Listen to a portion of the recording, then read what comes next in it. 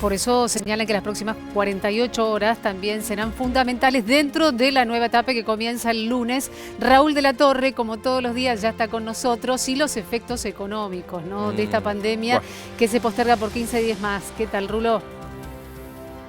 ¿Qué tal? ¿Cómo les va, compañeros? Ustedes obviamente me interrumpen si vamos a la transmisión desde Olivos.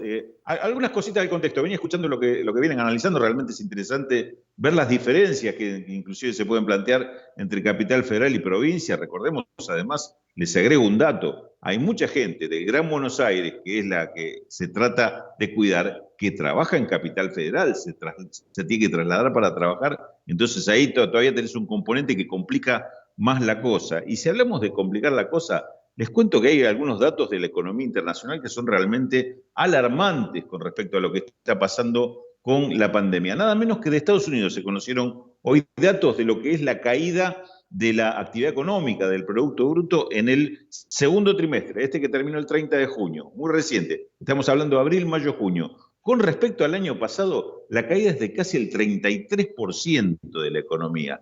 Es decir, esta cifra, a ver, tomamos los datos. Esta estadística en Estados Unidos se empezó a hacer en la posguerra, año 47. De entonces para acá, nunca hubo una cifra de caída de un año para el otro de esta dimensión. 33%. Esta caída que, aparte, ya viene con una caída anterior del primer trimestre del año, que las cosas no estaban bien económicamente en Estados Unidos. Ahí los efectos de la pandemia empezaron a notarse también antes.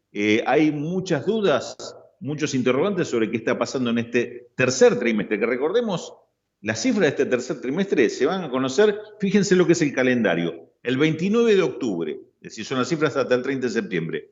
5 días después de esa fecha están las elecciones.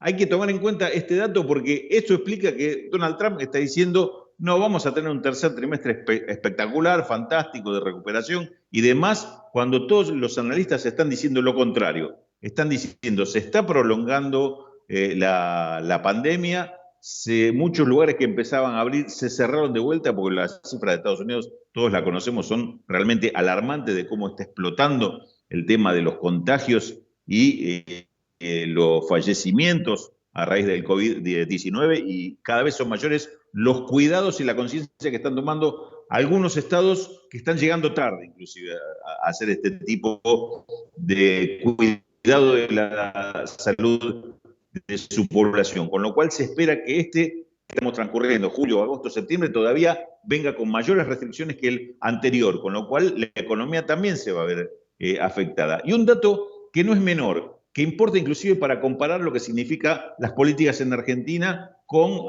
aquellos grandes países que algunos toman como ejemplo. Estados Unidos no tiene una política social de contención que le resuelva el problema de la salud, el problema de los ingresos a los más pobres. Han tenido que tomar políticas de emergencia para atender esta situación de emergencia, que son absolutamente inusuales. Por ejemplo, en Estados Unidos no se conoce lo que es la asignación por hijo.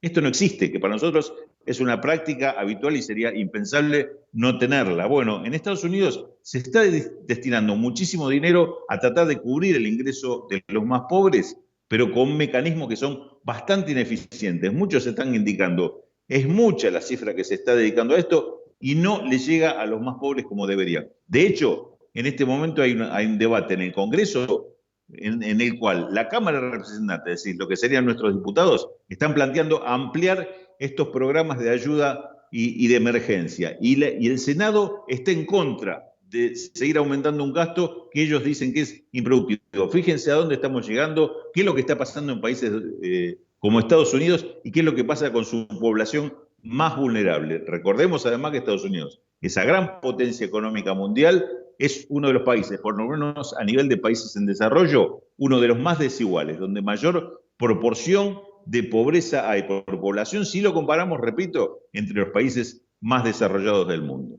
Rulo, sabés que estás hablando, bueno, del mundo, del impacto en América Latina del coronavirus, y nos quedamos con algunas cifras que refiere hoy Nora Barr, ¿no?, la periodista especializada en temas científicos y de salud, que indica que el impacto, a través de datos de la OMS, la Organización Mundial de la Salud, en América Latina del COVID-19 es del 53% y en Estados Unidos del 48%. 1%, un impacto altísimo, más allá de lo que implica justamente la economía de ese país con la intención de postergar los comicios, tal como vos señalabas.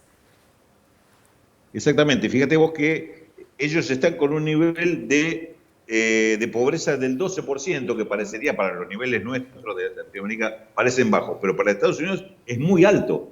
Y se dice, pero estos son los niveles previos a la pandemia, y se dice que podrían llegar al 16% si es que la ayuda no llega como corresponde. Además, esto de las desigualdades tiene mucho que ver con las cuestiones raciales y culturales en Estados Unidos. Fíjate vos que entre la pobreza entre los niños, la pobreza entre la población latina o la población de negros prácticamente triplica a la pobreza entre los niños blancos. Digamos, este es un dato también que está señalando a quién impacta estos problemas económicos y a quién impacta seguramente estos problemas de salud, ¿no?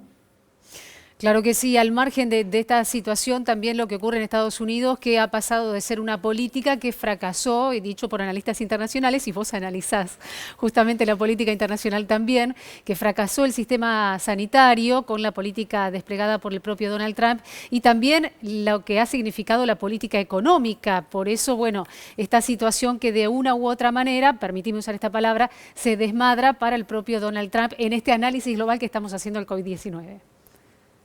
Sí, y fíjate un dato más, Silvia, pensemos esto en proyección, qué es lo que va a suceder con la economía mundial cuando salgamos de la pandemia, cuando países como Estados Unidos están viviendo esta situación, y seguramente se van a prolongar, porque ya algunos analistas están indicando que a Estados Unidos no le va a ser fácil salir de esta situación, por el tipo de economía que tiene Estados Unidos. Tiene una economía muy ligada, muy vinculada, por ejemplo, al tema servicios. Servicios, estamos hablando de restaurantes, hoteles, cuestiones que tienen que ver con acontecimientos, eventos culturales, aquellos que uno se imagina que van a tardar bastante tiempo en volver a la actividad, porque inclusive no va a haber público que esté dispuesto a participar de esto, ¿no?